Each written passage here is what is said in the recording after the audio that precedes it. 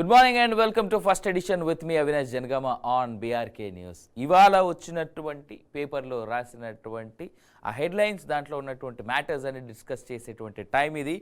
Right, first let's start with Sakshi. విజయాన్ని వదిలేశారు. రెండో టీ20లో భారత్పై 3 వికెట్ల తేడాతో గెలిచిన దక్షిణాఫ్రికా. ఐపీఓలో లక్కు కుదరాలంటే కిటుకులు తెలియాలి, ఒకటికి మించిన దరఖాస్తులతో అవకాశాలు పెంపు అంటూ చూస్తూ ఉన్నాం. బట్ ఐపీఓలో ఎప్పుడైతే ఐపీఓ రిలీజ్ అయిందో ఆ టైంలో లక్కు లాంటి వాటి సంగతి నాకు తెలియదులే, కానీ ఆ సంస్థ యొక్క ఇన్ డీటెయిల్స్ లాస్ట్ 5 ఇయర్స్గా ఎలా పర్ఫామ్ చేసింది, రానట్టు 5 ఇయర్స్లో ఎలా పర్ఫామ్ చేస్తుంది అనేటువంటిది, అంటే ఫినాన్షియల్ డీటెయిల్స్ చెక్ చేసుకున్న తర్వాత ఆ సంస్థకి మార్కెట్లో ఉన్నటువంటి బ్రాండింగ్ ఏంది తెలుసుకొని అప్పుడు ఆ లక్కు ప్రయోగాలు చేయండి. 13,000 నుంచి 15,000 రూపాయలు మినిమం ఒక లాట్ ఉంటుంది. ఆ లాట్స్ మీరు తీసుకునేటప్పుడు కొంచెం జాగ్రత్త ఆలోచించుకొని తీసుకోండి. అప్పులు చేసి మాత్రం స్టాక్స్లో ఐపీఓస్లో డబ్బులు పెట్టొద్దు. ఇదొకటి చిన్న సలహా, అంతే. ఫ్రీగా ఉంది కదా అని. ఖలిస్తానీ ఉగ్రవాది అరెస్ట్. ఖలిస్తానీ ఉగ్రవాది అర్ష్ దల్లాను కెనడా పోలీసులు అరెస్ట్ చేశారు. కేటీఎఫ్కు తాత్కాలిక చీఫ్గా దల్లా కొనసాగుతున్నాడు. ఇప్పటికైనా అంటే ఈ ఖలిస్తానీ ఉగ్రవాదులు కావచ్చు, ఖలిస్తానీకి సంబంధించినటువంటి వ్యక్తుల యొక్క అరెస్టులు కావచ్చు, ఇప్పుడు ట్రంప్ వచ్చాడు కదా, ట్రంప్ వచ్చిన తర్వాత ఇంకా చాలా పెరగబోతాయి. అఫ్కోర్స్ 17th ఆయన ప్రమాణ స్వీకారం, అప్పటిదాకా జో బైడెనే అమెరికన్ ప్రెసిడెంట్. కశ్మీర్లో ఉగ్ర కాల్పులు. జమ్మూ కాశ్మీర్లోని భర్త్ లోయ వద్ద ఉగ్రవాదుల కాల్పుల్లో ఒక సైనిక అధికారి వీరమరణం పొందగా 3 జవాన్లు గాయపడ్డారు. ఏదో ఈ మధ్య కాలంలో మళ్ళీ పెరుగుతూ ఉన్నాయి కశ్మీర్ లోయలో ఉగ్ర దాడులు అనేటువంటి. మరి దాని కట్టడికి ఏ విధంగా సెంట్రల్ గవర్నమెంట్ తర్వాత హోమ్ అఫైర్స్ చర్యలు తీసుకుంటారనేటువంటి చూడాల్సినటువంటి అంశం. నేడు సిజేఐ ప్రమాణ స్వీకారం. సుప్రీంకోర్టు 51వ ప్రధాన న్యాయమూర్తిగా జస్టిస్ సంజీవ్ ఖన్నా సోమవారం రాష్ట్రపతి భవన్లో ప్రమాణ స్వీకారం చేయనున్నారు. Another interesting candidate justice D Y Chandrachud తర్వాత వస్తున్నటువంటి ఆయన పొజిషన్ని భర్తీ చేయబోతున్నటువంటి వ్యక్తి ఈయన సంజీవ్ ఖన్నా గారు. ఆయన గురించి వేరే పేపర్లు ఇంకా ఇన్ డీటెయిల్ రాశారు, దాంట్లో చూద్దాం. ఆ వర్గాల మధ్య చిచ్చు కుట్ర. దేశంలో ఎస్సీ ఎస్టీ ఓబీసీల మధ్య చిచ్చు పెట్టి అధికారం దక్కించుకోవాలన్నదే కాంగ్రెస్ వ్యూహమని ప్రధాని మోదీ ఆరోపించారు. ఇక్కడ నేను ఒక మాట చెప్తా భారతదేశ ప్రజలకి, ఒకటే మాట, హిందీలో ఒక్క మాట చెప్తా. కటేంగే బటేంగే తో కటేంగే. ఈ మాట గుర్తుపెట్టుకోండి. భటేంగే తో కటేంగే అంటే విభజించబడ్డావా నిన్ను కంప్లీట్గా ఖతం చేస్తారు. ఈ స్టేట్మెంట్ మీకు అర్థమైతే కులగణన అనేటువంటి అంశాన్ని ఎలా చూడాలి అనేటువంటి అంశం మీకు అర్థమవుతుంది. దీన్ని బట్టి నేను ఎక్కువ చెప్పా. ఇది రక్తబంధమే. బాల దినోత్సవం నేపథ్యంలో హైదరాబాద్లోని తలసేమియా సికిల్ సెల్ సొసైటీకి బాల తారలను తీసుకువెళ్ళింది. సాక్షి బాలతారలు మోక్షజ్ఞ, తనస్వి, అనన్యలు తలసేమియా బారిన పడిన చిన్నారులు ఆత్మీయంగా పలకరించారు. వారిలో ఆత్మస్థైర్యం నింపారు. ఆ డీటెయిల్స్ అన్ని ఇన్సైడ్ అన్నట్టుగా చూస్తాను. రైట్, ఇంకా మెయిన్ న్యూస్కి వెళ్ళిపోదాం. అదే దుర్మార్గం, ఆగని తప్పుడు కేసులు, వేధింపులు, అరెస్టులు. మరో కేసు మోపి ఇంటూరి రవికిరణ్ మళ్లీ అరెస్ట్. సజ్జల భార్గవరెడ్డి మరో 2 పులివెందుల్లో ఎస్సీ ఎస్టీ కేసు. 2 ఏళ్ల క్రితం కార్టూన్ ఫార్వర్డ్ చేశారని భీమవరంలో మురళీకృష్ణ అరెస్ట్. తెలంగాణకు చెందిన బద్దం అశోక్ రెడ్డిపై మంగళగిరిలో కేసు, అరెస్ట్. రాష్ట్ర వ్యాప్తంగా ఆదివారం ఒక్కరోజే 13 కేసులు నమోదు. సోషల్ మీడియా యాక్టివిస్టులపై కక్షగట్టిన సర్కార్. ప్రశ్నించిన వారందరినీ పోలీస్ స్టేషన్లకు లాక్కెళ్తున్న వైనం. పలు చోట్ల కుటుంబ సభ్యులకు ఆచూకీ కూడా చెప్పని పోలీసులు. ఎవరు పడితే వారు, ఎక్కడ పడితే అక్కడ ఫిర్యాదులు. మరో ఆలోచన లేకుండా కేసులు కడుతున్న కాకీలు అంటే చూస్తూ ఉన్నాం. ఇగో ఇంటూరి రవికిరణ్ పెట్టినటువంటి పోస్ట్. శ్రీకృష్ణదేవరాయలు పరిపాలనలో రోడ్డు మీద రత్నాలు పోసి అమ్మేవారని విన్నాం.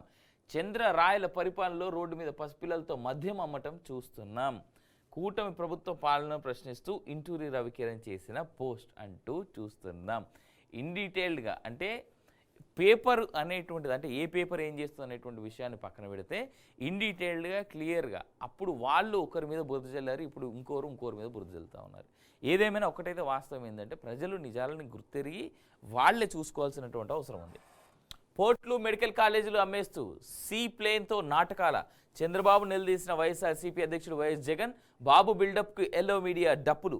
ఇదంతా చూస్తుంటే పిట్టల ద్వారా డైలాగులు గుర్తొస్తున్నాయి. వైఎస్ఆర్సీపీ ప్రభుత్వంలో 13,254.05 కోట్లతో 3 పోర్ట్ల నిర్మాణం, 8,480 కోట్లతో అత్యాధునిక వైద్యం, కొత్తగా 17 మెడికల్ కాలేజీలు. రాష్ట్ర చరిత్రలో ప్రభుత్వ రంగంలో ఇన్ని పెట్టుబడులు ఎప్పుడైనా పెట్టారా? ఇవన్నీ ప్రత్యక్ష సాక్షులుగా రాష్ట్ర ప్రజల కళ్ళ ముందు లేవా? ఈ ఆస్తుల విలువ భవిష్యత్తులో లక్షల కోట్లు కాదా? ఇదంతా అభివృద్ధి కాదా? సంపద సృష్టి కాదా? వీటిపై స్కామ్లు చేస్తూ మీ మనుషులకు తెగనమ్మడం సంపద సృష్టించడమా? స్కూళ్ళు, మెడికల్ కాలేజీలు, పోర్ట్లు లేకుండా చేస్తూ విన్యాసాల. ప్రజల ఆస్తులను వారికి కాకుండా చేసే దుర్మార్గపు చర్యలు ఇవి. వీటిపై ప్రజల్లో చర్చ జరగకూడదనే స్క్రీన్ ప్లేతో పబ్లిసిటీ స్టంట్. ఈ దుర్మార్గపు చర్యలను ప్రజలు ఎండగడతారు, ప్రభుత్వాన్ని నిలదీస్తారు. జగన్మోహన్ రెడ్డి అడిగినటువంటి ప్రశ్నల్లో నాకు తెలిసి ఎలాంటి డౌట్లు అయితే నాకు కనబడలేదు, అంటే నాకు ఫర్ మీ పర్సనలీ. అయితే ఇక్కడ చాలా న్యూట్రల్గా చూస్తే ఇప్పుడు ఇక్కడ జగన్మోహన్ రెడ్డి మెన్షన్ చేసిన ఒక్కొక్క ప్రశ్న మీద ఈ ప్రస్తుత ప్రభుత్వం శ్వేతపత్రం కనుక రిలీజ్ చేసి ధైర్యం వాళ్ళ దగ్గర ఉండుంటే, ఒకవేళ వాళ్ళు శ్వేతపత్రం కనుక రిలీజ్ చేస్తే చాలా క్లారిటీగా, అంటే ఇటు జగన్మోహన్ రెడ్డి తప్పు మాట్లాడుతున్నాడా లేదంటే ఇప్పుడున్నటువంటి చంద్రబాబు నాయుడు ప్రభుత్వం ఏదైతే కూటమి ప్రభుత్వం ఉందో అది తప్పు మాట్లాడుతూ ఉందా అనేటువంటిది ప్రజల ముందుకు స్ట్రైట్గా వచ్చేస్తుంది. ఇక్కడ సమాధానం ఆల్రెడీ జగన్మోహన్ రెడ్డి కొన్ని క్వశ్చన్స్ వేశాడు, దానికి సమాధానం ప్రస్తుతం ఉన్నటువంటి కూటమి ప్రభుత్వం కనుక చెప్పినట్టయితే, దీంట్లో ఈయన మెన్షన్ చేసినట్టుగా ఈ 13,000 కోట్ల రూపాయలతో 3 పోర్ట్ల నిర్మాణం కావచ్చు, లేదంటే ఈ 8,480 కోట్లతో అత్యాధునిక వైద్యం, కొత్తగా మెడికల్ కాలేజీలు కావచ్చు, ఇవన్నిటి డీటెయిల్స్ అనేటువంటిది బయటికి రావాలి. అంటే ఒకరి మీద ఒకరు దుమ్మెత్తుకొని పోస్తూ ఉన్నారా ఇక్కడ, లేదు అంటే ప్రజలకు మంచి జరిగే విధంగా రెండు, అంటే గత ప్రభుత్వం కానీ ప్రస్తుత ప్రభుత్వం కానీ పనిచేస్తూ ఉన్నాయా అనేటువంటి ప్రశ్నలకు సమాధానం వీళ్ళే చెప్పాల్సినటువంటి అవసరం ఉంది. రైట్. ప్రతి ఆడపిల్లకు రక్షణ కల్పించడం సాధ్యం కాదు. విద్యార్థినులు, మహిళలపై దాడులను సమాజమే ఎదుర్కోవాలి. విద్యార్థినులు ఆత్మరక్షణ విద్యలు నేర్చుకోవాలి. డిప్యూటీ సీఎం పవన్ కళ్యాణ్ కాస్త వక్రీకరించి రాసినట్టుంది ఇక్కడ. అయితే కళ్యాణ్ చెప్పినటువంటి వ్యాఖ్యలని ఖచ్చితంగా ఒక రకంగా మనం కూడా ఖండించాల్సినటువంటి అవసరం ఉంది. ఇక్కడ ఒక మాట ఏంటంటే, ప్రభుత్వమే కదా ప్రజలకు రక్షణ కల్పించాలి, మీరు మాకు రక్షణ కల్పిస్తారన్నందుకే కదా మిమ్మల్ని అధికారంలో కూర్చోబెట్టామనేటువంటి మాట ప్రజల సైడ్ నుంచి వినిపిస్తూ ఉంటుంది. అయితే పవన్ కళ్యాణ్ గారు ఈ విధంగా చెప్పడం, అందరినీ కాపాడడం సాధ్యం కాదు అని చెప్పడం ఏదైతే ఉందో, ఆయన నిజంగా చెప్పాడా లేదా అనేటువంటిది ఇంకేదైనా పేపర్లో రాస్తే మనం మాట్లాడదు. కానీ ఇక్కడ ఉన్నదాన్ని మాత్రం చిన్న మాటలో ఒక మాట నేను చెప్పేస్తాను. ప్రజలు కూడా తమ యొక్క సేఫ్టీని వాళ్ళకి వాళ్ళు ప్లాన్ చేసుకోవాలి, ఫస్ట్ థింగ్ ఫస్ట్. రెండోది, ప్రభుత్వం నిజంగా బాధ్యతనెరిగి గుర్తెరిగి చాలా ప్రాపర్ చర్యలు తీసుకుంటే, అంటే ఎవడైనా తప్పు చేస్తే వాడి మీద కఠిన చర్యలు తీసుకొని కేవలం లోపలేసి పోక్సోలు పెట్టో, లేదు అంటే రేప్ కేసులు పెట్టో, బిఎన్ఎస్ సెక్షన్ 116, 115 లాంటివి పెట్టి లోపలేయడం ఒకటే కాదు. ఖచ్చితంగా అలాంటి సరైనటువంటి, అంటే ఖచ్చితంగా తప్పు ప్రూవ్ అయితే వీడే చేసేటటువంటి ప్రూఫ్ కనుక ప్రభుత్వం దగ్గర ఉంటే, ఇరాన్, ఇరాక్, దుబాయ్ లాంటి దేశాల్లో ఏదైతే శిక్షలు ఉన్నాయో ఆ శిక్షలు ఇక్కడ కూడా అమలు చేయగలిగినట్లయితే ఖచ్చితంగా తప్పు చేసేవాడు 100 సార్లు ఆలోచిస్తాడు. ఇది గుర్తెరిగితే బాగుంటుంది. కేవలం రాష్ట్ర ప్రభుత్వాలకే కాదు, కేంద్ర ప్రభుత్వం కూడా ఈ విషయంలో ఆలోచిస్తే బాగుండు అనేటువంటిది చిన్న సజెషన్ అంతే. నేటి నుంచి అసెంబ్లీ పూర్తి స్థాయి బడ్జెట్ ప్రవేశపెట్టనున్న ప్రభుత్వం. ఎన్నికల హామీలు, సూపర్ 6, రెడ్ బుక్ అరాచకాలపై జనం ప్రశ్నిస్తూ ఉండటంతో డైవర్షన్ రాజకీయాల లక్ష్యంగా కూటమి సర్కార్ అజెండా. నేను what I would like to request Jaganmohan Reddy and his party members, ఎమ్మెల్యేలందరినీ ఏం రిక్వెస్ట్ చేస్తా అంటే, ఎమ్మెల్సీలను కూడా శాసన మండలి, శాసనసభ 2 చోట్ల ఉన్నారు కాబట్టి, శాసనసభలో ఎమ్మెల్యేలు ఎవరైతే వైఎస్ఆర్సీపీ తరపున గెలిచారో అందరూ ఈ యొక్క అసెంబ్లీ టైంలో వెళ్ళి ప్రభుత్వాన్ని ప్రశ్నించాల్సిందిగా ప్రజల తరపున నేను కోరుతా ఉన్నా. సో దానివల్ల ఏమైపోతుంది, ప్రజలకు అర్థమవుతుంది, ఓకే వీళ్ళు ప్రశ్నిస్తూ ఉన్నారు, వాళ్ళు ఒకవేళ కూటమి ప్రభుత్వం ప్రశ్నించేటువంటి అవకాశం ఇవ్వకపోతే, ఈ వైఎస్ఆర్సీపీ వాళ్ళు ప్రశ్నిస్తూ ఉన్నారు, కూటమి ప్రభుత్వం వాళ్ళకి ఎగెయిన్స్ట్గా నిలబడుతుంది, కాబట్టి నెక్స్ట్ ఎలక్షన్స్లో మనం ఎవరు కోటేయాలనేటువంటి క్లారిటీకి ఇప్పటి నుంచే వస్తారు. ఎందుకంటే లోకల్ బాడీ ఎలక్షన్స్ కూడా ఉన్నాయి కదా, సర్పంచులు, ఉప సర్పంచులు, గ్రామస్థాయి వార్డు మెంబర్లు ఇవన్నీ కూడా ఉన్నాయి కదా, వాటికి కూడా సమాధానాలు చెప్పుకోవాల్సిన బాధ్యత ఉంది కదా. కాబట్టి గెలిచినటువంటి ఎమ్మెల్యేలంతా అసెంబ్లీలో, తర్వాత ఇటు ఎమ్మెల్సీ కౌన్సిల్లో కూడా ఉంటే మంచిదనేటువంటి నా ఉద్దేశం అంతే. దానివల్ల ఏమైపోతుంది, గెలిచినటువంటి ప్రతి ఎమ్మెల్సీ లేదా ఎమ్మెల్యే బాధ్యతగా ప్రజల పక్షాన మాట్లాడుతున్నాడు అనేటువంటి ఒక క్లారిటీ ప్రజల్లో కూడా వెళ్ళిపోతుంది. అది వెళ్ళాలంటే వీళ్ళంతా ఖచ్చితంగా అసెంబ్లీకి వెళ్ళాలి. తలసరి ఆదాయంలో విశాఖ 1, 2వ స్థానంలో కృష్ణా, 3లో ఏలూరు, చివర్లో అల్లూరు జిల్లాల పెంపు తర్వాత తొలిసారి తలసరి ఆదాయం లెక్కింపు 2022-23కు సంబంధించి directorate of economics and statistics వెల్లడి అంటే చూస్తా ఉన్నాం. ఈ డీటెయిల్ 14th పేజ్లో ఉంది. రైట్. నెక్స్ట్ పేపర్, దిశ. మహిళలకు నెలకు 3,000 బస్ జర్నీ ఫ్రీ, నిరుద్యోగులకు 4,000 అభివృద్ధి, రైతు ఆత్మహత్యల నివారణకు కమిటీ, మహారాష్ట్రలో MVA మేనిఫెస్టో రిలీజ్ అంటూ చూస్తూ ఉన్నాం. ఇక్కడ MVA అంటే నేను మొన్న ఐ థింక్ సాటర్డే రోజు మహావికాస్ అఘాడి అలాగే మహాయుతి ఈ 2 కూటములకు సంబంధించినటువంటి వాళ్ళు ఎన్ని ప్రామిసులు చేశారు ఏంటి అనేటువంటి మన ఛానల్లో బీఆర్కే న్యూస్ అనేటువంటి మన యూట్యూబ్ ఛానల్లో ఉంటుంది. మహావికాస్ అఘాడి మహాయుతికి సంబంధించి ఎలక్షన్స్లో గెలిస్తే ఎవరు గెలవచ్చు, ఓడిపోతే ఎవరు ఎందుకు ఓడిపోవచ్చు, దాని వెనకాలన్నటువంటి బ్యాంకింగ్ ఏంటి అనేటువంటి దాని మీద చిన్న అనాలిసిస్ కూడా చేయడం జరిగింది. స్పెషల్గా ఈ మహారాష్ట్ర ఎలక్షన్ సంబంధించి నిరుద్యోగులకు 4,000 వృత్తి, తెలంగాణలో ఇవ్వట్లేదు, రూపాయి ఇస్తలేరు. సేమ్ మహారాష్ట్రలో కూడా ఇవే ఫ్రీబీస్. ఈ యొక్క ఫ్రీ అనే పదాన్ని నమ్ముకొని కాంగ్రెస్ పార్టీ ముందుకెళ్తా ఉంది. ఏ విధంగా దీన్ని కౌంటర్ చేసేందుకు బీజేపీ ముందుకెళ్తుంది అనేటువంటి చూడాలి.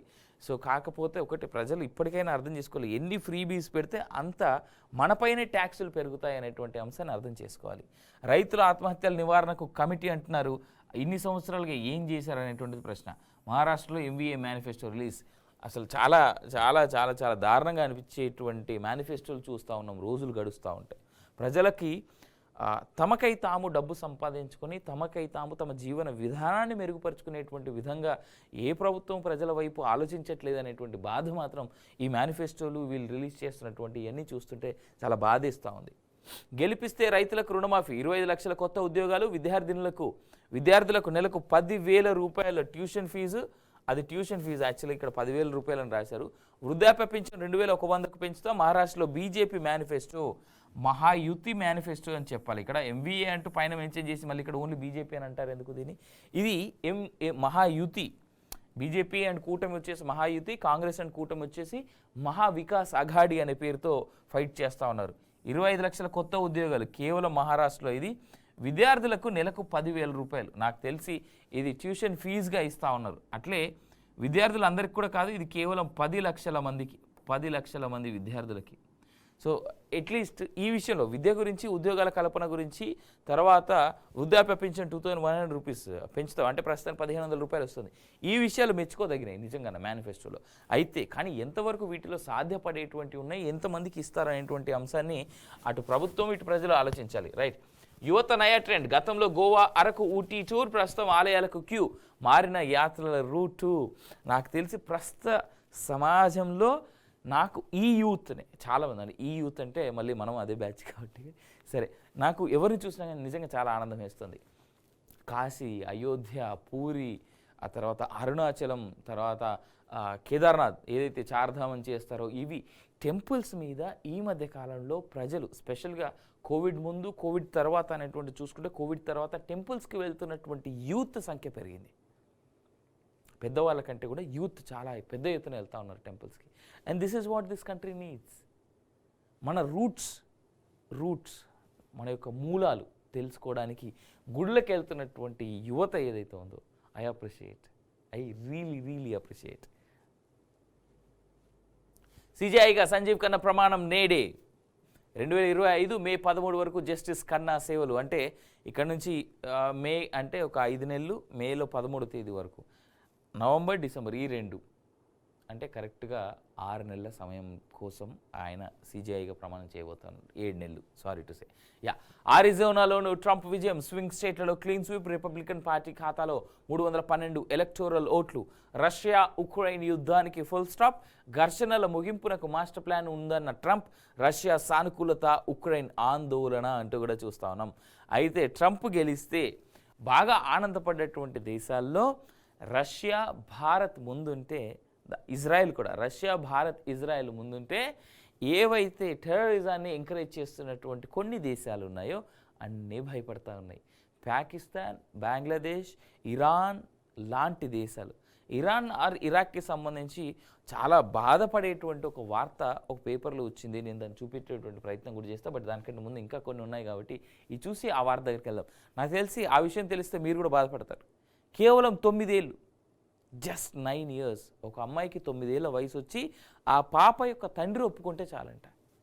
Just wait for it, I will tell you. సంక్షేమ పథకాల్లో కోతలుండవు, ఆందోళన వద్దు, అన్ని వర్గాలు సహకరించాలి. గోప్యంగా సర్వే సమాచారం. మంత్రి పొన్నం ప్రభాకర్. హుస్నాబాద్ పట్టణంలో ఎన్యూమరేటర్తో కలిసి సమగ్ర ఇంటింటి కుటుంబ సర్వే వివరాలు సేకరిస్తున్న మంత్రి పొన్నం ప్రభాకర్ అంటే చూస్తూ ఉన్నాం. ఇంటింటి సర్వేపై ప్రజలు ఆందోళన చెందాల్సిన అవసరం లేదని, ఎవరికీ సంక్షేమ పథకాల్లో కోతలు ఉండవని మంత్రి పొన్నం ప్రభాకర్ స్పష్టం చేశారు. సిద్దిపేట జిల్లా హుస్నాబాద్లో సర్వేను పరిశీలించిన ఆయన ప్రజల నుంచి సేకరించిన సమాచారాన్ని గోప్యంగా ఉంచుతామని భరోసా ఇచ్చారు. సమగ్ర కుటుంబ సర్వే లేదా ఇంటింటి సర్వే లేదా అంటే కులగణన, ఏదైనా పేరు పెట్టుకోండి, ఈ కుల సర్వే అనో ఇంకోటో. నాకు ఒక పాయింట్ ఉంది.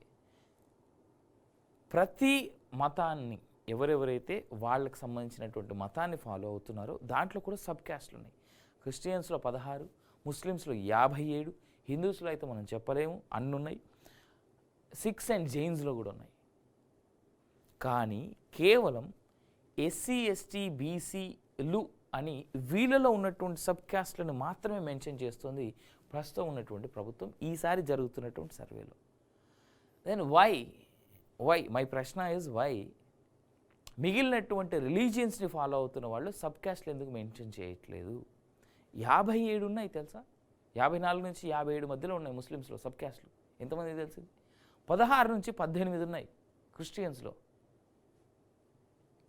ఇక్కడ మళ్ళీ నేను చెప్తున్నా, భటేంగే తో ఖటేంగే, ఈ మాట గుర్తుపెట్టుకోవాలి ప్రతి హైందవుడు. స్పెషల్గా నేను రిక్వెస్ట్ చేసి చెప్పేది వాళ్ళ కోసమే.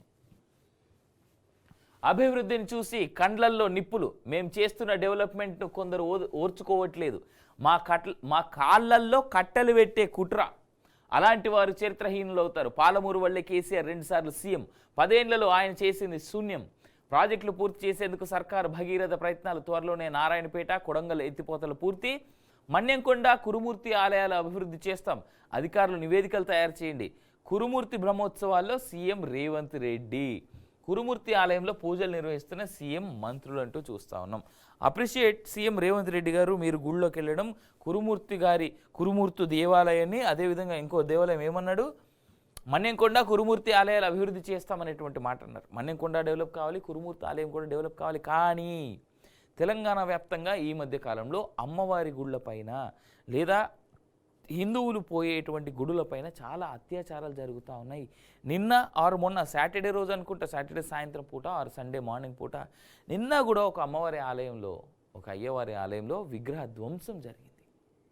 దాని మీద ఎందుకు మాట్లాడతలేరు? అత్యున్నత హైయెస్ట్ కమిటీని ఎందుకు వేస్తలేరు? పోలీసులకు సరైనటువంటి చర్యలు తీసుకోమని మీరు ఎందుకు చెప్తలేరు? ప్రతి చోట సీసీ కెమెరాస్లో, సీసీ ఫుటేజ్ల్లో ఎవడు చేస్తున్నాడు, ఎందుకు చేస్తున్నాడు అనేటువంటి మీకు దొరుకుతూ ఉన్నాయి కదా, ఎందుకు మీరు చేస్తలేరు? కొన్ని రిస్ట్రిక్షన్స్ కారణం చేత నేను ఆ వీడియోలు కానీ దొరికినటువంటి వ్యక్తుల యొక్క డీటెయిల్స్ కానీ పెట్టలేకపోతున్నా బయటకి. మీరెందుకు చర్యలు తీసుకుంటలేరు వాటిపైన? సీఎం సార్, మా మనోభావాలంటే మీకు పడతలేవా? ఇది ఒక్కటే మా రిక్వెస్ట్. ప్రభుత్వం చేస్తున్న అభివృద్ధిని చూసి కొందరు ఓర్చుకోలేక కండ్లల్లో నిప్పులు పోసుకుంటున్నారని సీఎం రేవంత్ రెడ్డి విమర్శించారు. మహబూబ్ నగర్ జిల్లా చిన్న చింతకుంట మండలం కురుమూర్తి వెంకటేశ్వర స్వామి బ్రహ్మోత్సవాల్లో ఆదివారం ఆయన హాజరయ్యారు. ఈ సందర్భంగా దేవరకద్ర ఎమ్మెల్యే మధుసూదన్ రెడ్డి ఆధ్వర్యంలో నిర్వహించిన సభలో మాట్లాడిన సీఎం, సమైక్య రాష్ట్రంలోనూ తెలంగాణలోనూ వలసల జిల్లాగా పేరున్న పాలమూరును అభివృద్ధి చేస్తుంటే కొందరు కాళ్ళల్లో కట్టెలు పెట్టే ప్రయత్నాలు చేస్తున్నారని. కాళ్ళల్లో కట్టెలు ఎందుకు పెడతారు భయ్? కాళ్ళల్లో కట్టె పెడితే తట్టుకొని కింద పడాలని, అంటే డెవలప్మెంట్కి అడ్డుకట్ట వేస్తున్నారని ఆయన చెప్తున్నారు. 2009లో కేసీఆర్కు పాలమూరు జిల్లాలో ఇల్లు లేకపోయినా ఆయన్ను భుజాల మీద ఎత్తుకొని ఈ జిల్లా ప్రజలు ఎంపీగా గెలిపించారని తెలిపారు. పార్లమెంట్లో ఆయన నోరు కదపకపోయినా ఆదరించారని వ్యాఖ్యానించారు. ఈ ప్రాంత ప్రజల స్ఫూర్తితోనే తెలంగాణ ఉద్యమం సాగించారని వివరించారు. ఆయన 2 సార్లు సీఎంగా పనిచేసిన పెండింగ్ ప్రాజెక్టులు జూరాల, కల్వకుర్తి, పాలమూరు రంగారెడ్డి ప్రాజెక్టులను నేను పూర్తి చేస్తా, ఆయన పూర్తి చేయలేదని చెప్పేసి మాటిచ్చింది నిన్న. టు బీ ఆనెస్ట్, ఇవి చేయగలిగితే రేవంత్ రెడ్డి గారి పేరు చిరస్థాయిగా చరిత్రలో నిలిచిపోతుంది. పాలమూరు రంగారెడ్డి జిల్లాలకు పోతే ఆడ నీళ్ళ కొరత ఏంది అనేటువంటిది అర్థమవుతుంది. ఈ ప్రాజెక్టులు ఏవైతే ఉన్నాయో, ఇటు పాలమూరు రంగారెడ్డి ఒకటి, జూరాల, కల్వకుర్తి, ఈ ప్రాజెక్టులు పూర్తయితే కొంతవరకు హైదరాబాద్ కూడా వాటర్ సప్లైకి ఇబ్బంది లేకుండా తయారు చేసేందుకు ప్లాన్స్ కూడా నడుస్తూ ఉన్నాయి. పెట్టుబడులకు హైదరాబాద్ ఎంట్రీ పాయింట్, పారిశ్రామికవేత్తలు ముందుకు రావాలి, ప్రజాప్రతినిధిగా 25 ఏళ్లు పూర్తి. మలేషియా బిజినెస్ మీట్లో మంత్రి శ్రీధర్ బాబు, తెలంగాణ బియ్యాన్ని దిగుమతి చేసుకుంటాం, మలేషియన్ దిగుమతిదారుల హామీ అంటే చూస్తూ ఉన్నాం. ఇది ఒకవేళ నిజంగానే తెలంగాణలో కనుక పండుతున్నటువంటి పంట ఏదైతే రైస్ ఉందో లేదా బియ్యం ఉన్నాయో వాటిని ఏదో ఒక దేశం పూర్తి స్థాయిలో మేము దిగుమతి చేసుకుంటాం అనేటువంటి మాట ఇస్తే కనుక తెలంగాణ రైతులకి నిజంగానే ఒక మంచి భరోసా దొరికినట్టే. కాకపోతే ప్రభుత్వం మీడియేటర్స్ని కనుక దూరం పెట్టగలగాలి. మీడియేటర్స్ని రైతులు లేదా ప్రభుత్వాలు దూరం పెట్టడానికే కేంద్ర ప్రభుత్వం రైతుల కోసం ఒక బిల్లు తీసుకొచ్చింది, రైతు బిల్లు. దాన్ని ఏం చేశారు? ఢిల్లీ చుట్టూ కంచెగట్టి కేవలం ఎవరుంటారు, ఈ దళారీ వ్యవస్థలో ఉన్నటువంటి వ్యక్తులు ఎవరైతే ఉన్నారో వాళ్ళంతా కృత్రిమ రైతు దీక్ష అనేటువంటిది చేసి ఎంత ఆగమాగం చేసి ఆ రైతుల బిల్లును వెనుకకు తీసుకొచ్చారో తెలుసుకో. ఇవాళ రైతులకి సరైనటువంటి ఎంఎస్పీ లేదు అంటే కారణం ఎవరు? రైతులకి సరైనటువంటి రేటు స్ట్రైట్గా ప్రభుత్వం చెల్లించలేకపోతుందంటే కారణం ఎవరు? దళారులే. దాని వెనకాలన్నటువంటి ఆ పంజాబ్, ఛత్తీస్గఢ్లో వాళ్ళు చేసినటువంటి ఆ కృత్రిమ రైతు ఉద్యమం కేవలం ఆ 2 రాష్ట్రాల్లోనే అంత దారుణంగా ఎందుకు జరిగింది? ప్రజలు ఆలోచించాలి. దాని వెనకాల ఉన్నటువంటి వ్యక్తులు ఎవరు, దాని వెనకాల నుండి దాన్ని నడిపించినటువంటి వ్యక్తులు, ఇచ్చినటువంటి ఫండింగ్ ఏంది అనేటువంటిది ప్రజలు, సమాజం, మనం ఆలోచించాలి. ప్రజలంటే మనం. మత్స్యకారుల అభ్యున్నతికి నూతన పాలసీ, చేపల పెంపకం విక్రయాలపై ఆఫీసర్ల స్టడీ, బెంగళూరు మైసూరులో 3 రోజుల పాటు టూర్, దేశవ్యాప్తంగా వివిధ రాష్ట్రాల్లో పర్యటనకు ప్లాన్ అంటూ కూడా చూస్తూ ఉన్నాం. మత్స్యకారులు స్పెషల్గా ఈ యొక్క వీళ్ళని పట్టించుకున్నటువంటి ఇది చాలా పెద్ద ఎత్తున జరిగింది తెలంగాణలో. అట్లీస్ట్ ఇప్పటికైనా ఏదో జరిగేందుకు ప్లానింగ్ అయితే నడుస్తుంది. లేచి ఇది కాంక్రీట్ అయిన తర్వాత దాన్ని ఇన్ డీటెయిల్స్ మాట్లాడదాం మనం. 100 కోట్ల వరకు లోన్లు ఎంఎస్ఎంఈలకు ప్రభుత్వ రంగ బ్యాంకుల నుంచి ఎలాంటి పూచీకత్తు లేకుండానే కేంద్ర మంత్రి నిర్మలా సీతారామన్ త్వరలో కేంద్ర కేబినెట్ నిర్ణయం. ఎంఎస్ఎంఈలకు ప్రభుత్వ రంగ బ్యాంకుల నుంచి 100 కోట్ల వరకు ఎలాంటి పూచీకత్తు లేనటువంటి లోన్స్ ఇది కానీ పాసిబుల్ అయ్యి ఇది నిజంగా అమల్లోకి వస్తే చాలా వరకు సిద్ధమవుతున్నటువంటి సంస్థలు. నేను గతంలో కూడా చాలా సందర్భాల్లో చెప్పిన, అఫ్కోర్స్ వేదికలు వేరే అయినప్పటికీ కూడా చాలా సందర్భాల్లో చెప్పిన, ఈ సెంట్రల్ గవర్నమెంటు ప్రస్తుతం ఉన్నటువంటి స్టేట్ గవర్నమెంట్స్ చాలా వరకు కలిసి సొంతగా సంస్థల ఏర్పాటు చేయడానికి, ఇది ఇంక్యుబేషన్ సెంటర్స్ పెట్టి లేదంటే ఏంజల్ ఇన్వెస్టర్స్ని పెట్టి సంస్థల్ని డెవలప్ చేయడానికి, భారతదేశం ఇన్నోవేషన్ ఇండియాగా లేదా ఇన్నోవేటివ్ భారత్గా తయారు చేయడానికి కేంద్ర ప్రభుత్వం తగినటువంటి చర్యలు తీసుకుంటుంది, తగిన తన పాత్ర పోషిస్తుంది. సొంతగా బిజినెస్లు పెట్టుకునేటువంటి వాళ్ళకి ఇప్పటికే 20 లక్షల రూపాయల వరకు కేంద్ర ప్రభుత్వం అందిస్తుంది ఈ ఎంఎస్ఎంఈ స్కీమ్ కింద. సొంతగా ప్లానింగ్ ఎవరికైనా ఉన్న వాళ్ళకి దగ్గరలో ఉన్నటువంటి మీ బ్యాంకుల్ని, దగ్గరలో ఉన్నటువంటి మీ అధికారులని కనుక్కోండి. ఎంఎస్ఎంఈల ద్వారా 20 లక్షల పెట్టుబడితో సొంతగా మనం ఏ స్టార్టప్ చేయగలం. స్టార్టప్ ఇండియా, స్టార్టప్ భారత్ అనేటువంటి పెద్ద ఎత్తున కేంద్ర ప్రభుత్వం ఎందుకు దాన్ని ముందుకు తీసుకెళ్ళిందంటే ఇదిగోండి ఇవాళ జరుగుతున్నటువంటి ఇదే. ప్రపంచంలో ఉన్నటువంటి మోస్ట్ డెవలప్ అవుతున్నటువంటి కంపెనీస్లో టాప్ 100 తీస్తూ దాంట్లో టాప్ 50 వరకు అట్లీస్ట్ 20 యూనికార్న్ కంపెనీస్ అనేటువంటి మనం మాట్లాడుకుంటే టాప్ 20 యూనికార్న్ కంపెనీస్లో ఇండియన్ కంపెనీస్ ఎన్ని ఉన్నాయి ఈ లిస్టు మీరు తీయండి. గత 20 ఏళ్ళుగా జరిగినటువంటి డెవలప్మెంట్, గత 10 ఏళ్ళుగా కేంద్ర ప్రభుత్వం ఈ వైపుగా స్టార్టప్ ఇండియా వైపుగా వేసినటువంటి అడుగుల యొక్క శక్తి మనందరికీ అర్థమవుతుంది.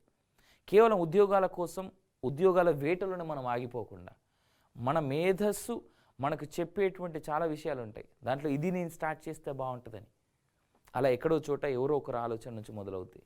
దాదాపు 100 కోట్ల వరకు ఇప్పుడు ఎలాంటి పూచీకత్తు లేకుండా అంటే స్టార్టప్ ఇండియాకి ఏ విధంగా ఇది ఊతం ఇస్తుంది అనేటువంటిది అర్థం చేసుకోవాలి.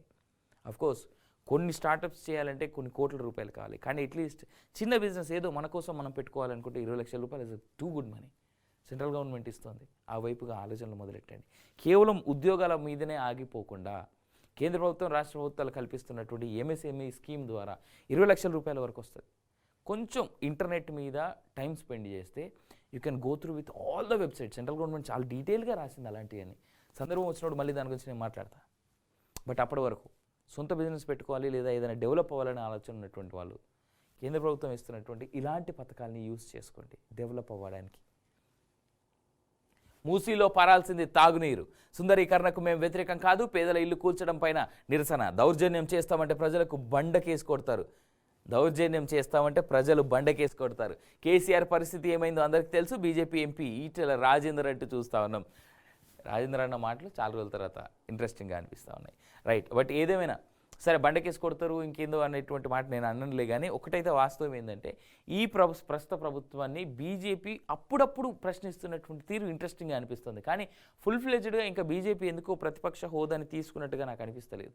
బీజేపీ పార్టీ నాకనే కాదు, బీజేపీని అసలు అబ్జర్వ్ చేస్తున్న ప్రతి ఒక్కరు అంటారు తెలంగాణలో. ఒకప్పుడు ఈ రాష్ట్రానికి ప్రత్యామ్నాయం బీఆర్ఎస్ కాకపోతే బీజేపీ అన్నటువంటి వాళ్ళు కాంగ్రెస్ అధికారంలోకి వచ్చిన తర్వాత సర్ప్రైజ్ అయ్యారు. కారణం ఏంది? బీజేపీ ఫెయిల్యూర్ అది. సో ఇప్పటికైనా బీజేపీ ఆ ఫెయిల్యూర్ని కరెక్ట్గా కరెక్షన్ చేసుకొని అంతర్గత కుమ్ములాటల్లో నుంచి బయటకు వచ్చి వాళ్ళు ప్రజాసేవలో కనుక నిమగ్నమైతే స్కోప్ ఉంది తెలంగాణలో ప్రత్యామ్నాయంగా ఎదగడానికి లేదా ప్రతిపక్ష హోదాని ప్రాపర్గా నెరవేర్చడానికి. బట్ నిన్నటిదాకా అధికారంలో ఉన్నటువంటి బీఆర్ఎస్ పార్టీ ఇవాళ ప్రాపర్ ప్రతిపక్ష హోదా అని వాళ్ళు నిర్వర్తిస్తున్నారు. ఈ మాట ఎవరు ఒప్పుకోకపోయినా, ఎందుకంటే ప్రజా ఉద్యమంలో కనిపిస్తూ ఉన్నది బీఆర్ఎస్ నేతల పెద్ద ఎత్తున. అఫ్కోర్స్ వాళ్ళ మీద వస్తున్నటువంటి రూమర్స్ అవి ఇవి అనేటువంటి అన్నిటి పక్కన పెడదాం, లేదా వాళ్ళ మీద వస్తున్నటువంటి ఆరోపణలు అన్నిటిని పక్కన పెట్టినా ఎక్కడ ఏ ఇబ్బంది ఉన్నా కేటీఆర్ లేదా హరీష్ లేదా పాడి కౌశిక్ రెడ్డి లేదా ఇలాంటి నాయకులు చాలామంది రోడ్డు మీదకి వచ్చి ధర్నాలు తర్వాత నిరసనలు వ్యక్తం చేయడం, ప్రజల్ని కలవడం వీళ్ళు చేస్తూ ఉన్నారు చాలా పెద్ద ఎత్తున. ఈ విషయంలో మాత్రం మెచ్చుకుంటాను నేను. బోనస్ మిగులుతుందనే కొనుగోలులో జాప్యం. ఇప్పటికే 20 లక్షల మెట్రిక్ టన్నుల ప్రైవేట్కు అమ్ముతున్న రైతులు ప్రభుత్వం యాక్షన్ ప్లాన్కు ఆచరణకు పొంతన లేదు. రైతు భరోసా ఇస్తామని పంగనామాలు పెట్టారు. ఇందిరమ్మ పాలన అంటే ఇదేనా? విజయోత్సవాలు కాదు, ప్రజా వంచన ఉత్సవాలు చేసుకోండి. కేంద్ర హోంశాఖ సహాయ మంత్రి బండి సంజయ్ కుమార్. కరీంనగర్ జిల్లా శంకరపట్నం మండలం కొత్తగట్టు గ్రామంలో ధాన్యాన్ని పరిశీలిస్తున్న బండి సంజయ్. సంజయ్ గారు, మీరు కేంద్ర మంత్రి, వి అప్రిషియేట్ యువర్ స్టేట్మెంట్స్. కానీ మీరు కేంద్ర మంత్రిగా ప్రస్తుత ప్రభుత్వానికి ఇస్తున్నటువంటి సజెషన్స్ ఏంది, సలహాలు ఏంది, ఇస్తున్నటువంటి సపోర్ట్ ఏంది, ఇది కూడా మీరు మాట్లాడండి.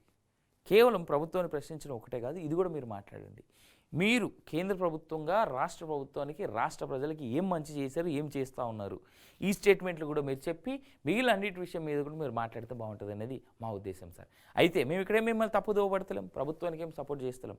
మా ప్రశ్నల్లో ఒకటే, కేంద్ర ప్రభుత్వం రాష్ట్రానికి ఏం చేస్తుంది, ఇది కూడా మీరు చెప్పాలి. పేజర్ పేలుళ్లకు నేనే కారణం, లెబనాన్లో పేల్చేందుకు నేనే ఆదేశించా. ఇజ్రాయెల్ ప్రధాని నేతన్యాహు బహిరంగ ప్రకటన. ధృవీకరించిన ప్రధాని అధికార ప్రతినిధి ఒమర్ దోస్త్రి. మీకు ఇది జరిగి దాదాపు 15-20 రోజులు అలా అవుతుంది. నేను ఆ రోజు ఆ వీడియోలు చూసినప్పుడు నా మొహం చూసి చెప్పొచ్చు నేను ఎలా ఫీల్ అయ్యాను అనేటువంటిది. సరే, నా విషయం గురించి పక్కన పెడితే టెక్నాలజీని ఏ విధంగా ఇజ్రాయెల్ డెవలప్ చేసింది అనేటువంటిది ఇంతకంటే పెద్ద ఉదాహరణ అవసరం లేదు. ఎప్పుడో పురాతన కాలం నాటివి పేజర్స్ అనేటువంటివి ఇప్పుడు మొబైల్స్ ఏ రకంగా ఉన్నాయి. రేపో మాపో వాచ్ మీదే మొబైల్, వాచ్ నుంచి ఒక చిన్న ప్రొజెక్టర్ లాగా హ్యాండ్ మీదకి మొబైల్ ప్రొజెక్షన్ అయితే దాన్ని ఇలా చేతి మీదే మనం వాడుకోవచ్చు అనేటువంటి టెక్నాలజీ డెవలప్ అవుతున్నటువంటి ఈ రోజుల్లో ఇంకా లెబనాన్ కానీ ఇరాన్ కానీ ఇలాంటి దేశాల్లో పేజర్స్ వాడుతూ ఉన్నారు టెక్నాలజీ దృష్టి నుంచి పోవడానికి. అయితే ఆ పేజర్ని కూడా క్రాక్ చేసి, ఆ టెక్నాలజీని కూడా క్రాక్ చేసి ఇజ్రాయెల్ అనేటువంటి దేశం వాళ్ళకు ఉన్నటువంటి టెక్నాలజీతో పేజర్స్ని పేల్చేసి కొన్ని వందల మంది టెర్రరిస్టులను చంపేసింది అక్కడ. ఇది ఇజ్రాయెల్లో డెవలప్ అయినటువంటి ఇంటర్నల్ టెక్నాలజీ వల్ల వాళ్ళు చేయగలిగినటువంటి అద్భుతం. భారతదేశం కూడా ఇలాంటివి చేయడానికి ఏమాత్రం వెనుక్కపోదు. చేయడంలో మనం వెనక్కి వెళ్ళాం. కారణం మన దగ్గర అంత టెక్నాలజీ ఉంది, మన దగ్గర అలాంటి అత్యున్నతమైనటువంటి మేధస్సులు ఉన్నాయి. కానీ వాటికి ప్రాపర్ ఊతం ఇవ్వాలి అంతే. బట్ అప్రిషియేట్ ఇట్, ఆయన ఒప్పుకున్నాడు ఇన్ని రోజుల తర్వాత. అయినా 6 మెడికల్ కాలేజీలకు ఈసీలు ఇవ్వద్దు, వాటిలో సౌకర్యాలు లేవు, ప్రొఫెసర్ లేకుండానే రికార్డులు. సర్కార్కు టాస్క్ ఫోర్స్ నివేదిక, లిస్టులో ఉన్నవన్నీ ప్రైవేట్వే. రాష్ట్రంలోని 6 ప్రైవేట్ మెడికల్ కాలేజీలకు ఎసెన్షియాలిటీ సర్టిఫికేట్ ఇవ్వొద్దని సర్కార్కు టాస్క్ ఫోర్స్ కమిటీ నివేదిక అందజేసింది. అందులో అవసరమైన సౌకర్యాలు లేవని, ప్రొఫెసర్ లేకుండానే రికార్డులు మెయింటెనెన్స్ చేస్తున్నారని గుర్తించినట్లు అందులో పేర్కొన్నది. మూతపడబోయేటువంటి కాలేజీలు ఏమున్నాయి? స్పెషల్గా ఈ ఈసీ ఇవ్వద్దు అన్నారంటే మరి ఆ కాలేజీల వెనకాలన్నటువంటి వ్యక్తులు ఎవరు బయటికి రావాలి. 2వ పేజీలో ఉంది, ఇంట్రెస్టింగ్గా టైం ఉన్న వాళ్ళు చదవండి. 2 పిల్లలను చెరువులోకి తోసేసి తండ్రి సూసైడ్, 3 మృతి. సిద్దిపేట జిల్లా కేంద్రంలో ఘటన. Selfie video, suicide note. తమ్ముడి బెదిరింపులతోనే ఆత్మహత్య అంటూ చూస్తా ఉన్నాం. ఎవరి బెదిరింపులైనా తట్టుకొని నిలబడి పోరాడితే ఖచ్చితంగా గెలుస్తారు. చిన్న చిన్న పిల్లలు 2, ఓ పాప ఓ బాబు. ఇలాంటి వార్తలు పొద్దునే చదివినప్పుడు చాలా బాధేస్తుంది. సరూర్ నగర్లో కాల్పుల కలకలం. యువతి తండ్రిపై ఫైరింగ్. తన ప్రేమకు అడ్డొస్తున్నాడనే కక్షతో బాధితురాలకి గాయాలు, ఆసుపత్రికి తరలింపు. పోలీసుల అదుపులో నిందితుడు. ఎయిర్ రైఫిల్, షాట్ గన్ స్వాధీనం అంటూ చూస్తా ఉన్నాం. ప్రేమ పేరుతో పేట్రేగిపోతున్నటువంటి యువతకి నేను ఒక క్వశ్చన్ అడుగుతా. తండ్రిని చంపాలనేటువంటి ప్రయత్నం జరిగింది కదా, ఆ అమ్మాయి తండ్రిని. సరే, మీరు చంపేసిరు. తర్వాత ఏంటి? What next? మీరు కూడా జైల్లోకి పోతారు కదా, మీ కెరీర్ కూడా పాడవుతుంది కదా, మీరు మీ లైఫ్ని కూడా పాడేసుకున్నట్టే కదా, మీ పేరెంట్స్ని కూడా మీరు ఇబ్బంది పెట్టినట్టే కదా. ఆలోచించండి ఒకసారి. యువత ఖచ్చితంగా ఆలోచించాలి. నేను 9 ఏళ్ళ అమ్మాయి అనేటువంటి మాట చెప్పిన కదా, దాని గురించి చెప్తే నిజంగా చాలా బాధపడతారని కూడా చెప్పిన. Here is the thing. ఆడపిల్ల వయసు 9 ఏళ్ళు, వారికి విడాకులు, వారసత్వ సంపద హక్కులు ఉండవు. చట్ట సవరణ చేయనున్న ఇరాక్ అనైతిక సంబంధాల నుంచి కాపాడడానికేనని సమర్థింపు. పెళ్లికి వధువు తండ్రి ఆమోదిస్తే చాలంటూ ఇప్పటికే రూల్. ఓవైపు టెక్నాలజీ చాలా పెద్ద ఎత్తున అడుగులు వేస్తూ ఉంటే, టెక్నాలజీ మనిషి రాసేటువంటి కోడింగ్ నుంచి దాటి కేవలం ఏఐ ద్వారానే కోడింగ్ తనకి తాను ఏదైతే కోడింగ్ కావాలో ఆ కోడ్ని ఫినిష్ చేసుకొని కొత్త కొత్త డెవలప్మెంట్స్ వైపు అడుగులేస్తూ ఉంటాయి. కేవలం 9 ఏళ్ళ అమ్మాయికి ఆ అమ్మాయి తండ్రి ఒప్పుకుంటే చాలు పెళ్లి చేసేస్తామనేటువంటి రూల్ని తీసుకొచ్చినటువంటి ఇరాన్ని చూస్తే మీకేమనిపిస్తుంది? 9 ఏళ్ళ ఇరాక్లో, I'm sorry, it's not Iran, it's Iraq, my mistake. Iraq లాంటి దేశాలు ప్రపంచ దేశాలకి ఏం చెప్తా ఉన్నాయి? 9 ఏళ్ళ పాప అనైతిక సంబంధాల వైపు ఏం చూస్తుంది? ఆ అమ్మాయికి ఏం తెలుసు? 9 ఏళ్ళ పాప అనైతిక సంబంధాల వైపు ఏం చూస్తుంది? కొంతమంది అంటారేమో ఒకప్పుడు భారతదేశంలో కూడా బాల్య వివాహాలు ఉండేటివని. అయితే బాల్య వివాహాల్లో జరిగింది ఏందో నేను చెప్తా ఇవాళ. భారతదేశంలో బాల్య వివాహాలు జరిగేటి ఎప్పుడు? టెక్నాలజీ కానీ ఎడ్యుకేషన్ కానీ ఈ రేంజ్లో లేనప్పుడు. అయితే ఆ రోజుల్లో కూడా ఏం జరిగేదంటే పురాణాలు చదవాలి, అందుకే కొన్ని పాత పుస్తకాలు చదవాలి. లెట్సే ఒక అమ్మాయి 8 ఏళ్ళ అమ్మాయో 10 ఏళ్ళ అమ్మాయో ఉంది, ఆ అమ్మాయిని ఎవరైనా ఇష్టపడ్డారో ఆ అమ్మాయితో పెళ్ళి జరిగిందనుకోండి, కొంత ఎవరైతే అబ్బాయి చేసుకోవాలనుకుంటాడో ఆ అబ్బాయి తల్లిదండ్రులకి కొంత పైకం కానీ లేదంటే అమ్మాయి చదువుకు కానీ డబ్బులు ఇచ్చి ఈ అమ్మాయిని మేము చదివించుకుంటాం ఇప్పటి నుంచి, బాధ్యతగా ఆ అమ్మాయి పెద్ద వయసుకు వచ్చేంత వరకు మీరు బాధ్యతగా చూసుకోండి అని కొంత ఈ అబ్బాయి ఎవరైతే పెళ్లి చేసుకోవాలనుకున్నాడో ఆ అబ్బాయి ఆ తల్లిదండ్రులకి అమ్మాయి తల్లిదండ్రులకి డబ్బులు ఇచ్చి లేదా వ్యవస్థని ఏర్పాటు చేసి అమ్మాయి పెద్దగా అయ్యేంత వరకు చదువుకు కానీ ఇంకో దానికి కానీ వ్యవస్థను ఏర్పాటు చేసి ఆ అమ్మాయి పెద్దదయిన తర్వాత పెళ్ళిళ్ళు జరిగేవి. కాకపోతే మనోళ్ళు మన అందరి మీద ఏం ప్రాజెక్ట్ చేసి ఏం రుద్దిరు అని అంటే బాల్య వివాహాలు జరిగేటువంటివి అని చెప్పేసి, భారతదేశంలో బాల్య వివాహాలు జరిగేటివి, భారతదేశంలో బాల్య వివాహాలు ఉండేటివి అనేటువంటి మాట మన మీద పెద్ద ఎత్తున రుద్దేసి మనల్ని గబ్బు చేశారు. దీన్ని అర్థం చేసుకోక, దీని వెనకాలన్నటువంటి కారణాలు ఏంది అనేటువంటి తెలియక మొత్తం పూర్తిగా వ్యవస్థని తప్పుదోవ పట్టించారు.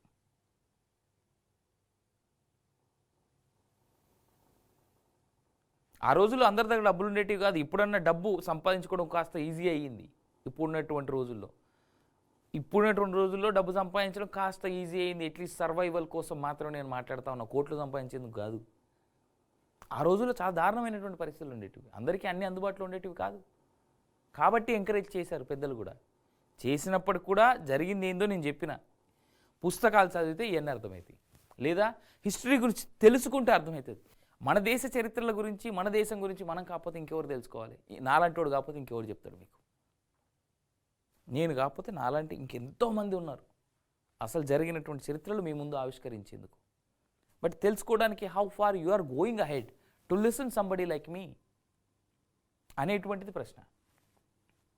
6,000 ఎకరాలు ఎక్కడ? ఆలయ భూములపై గందరగోళం, సరిహద్దు రాష్ట్రాల్లో ఉన్నట్లు రికార్డులు, సర్వే నెంబర్లు హద్దులు లేక అయోమయం, గుర్తించలేక అధికారుల సతమతం, పట్టించుకొని గత సర్కార్, భూముల స్వాధీనంతో ఆదాయం వస్తుందంటున్న ఆఫీసర్లు.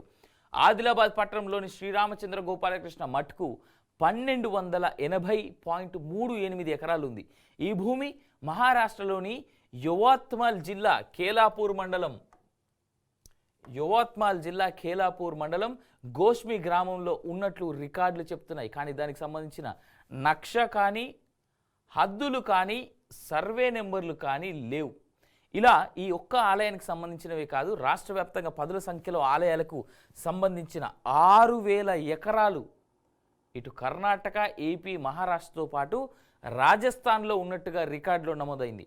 కానీ ఆ భూములు ఎక్కడెక్కడ ఉన్నాయో తెలియక అధికారులు గందరగోళానికి గురవుతా ఉన్నారు. కేవలం ఆదిలాబాద్ పట్టణంలోని శ్రీరామచంద్ర గోపాలకృష్ణ మఠ్కు సంబంధించిన 1280.38 ఎకరాలు, మహారాష్ట్రలోని యవత్మాల్ జిల్లా ఖేలాపూర్ మండలం గోష్మి గ్రామం.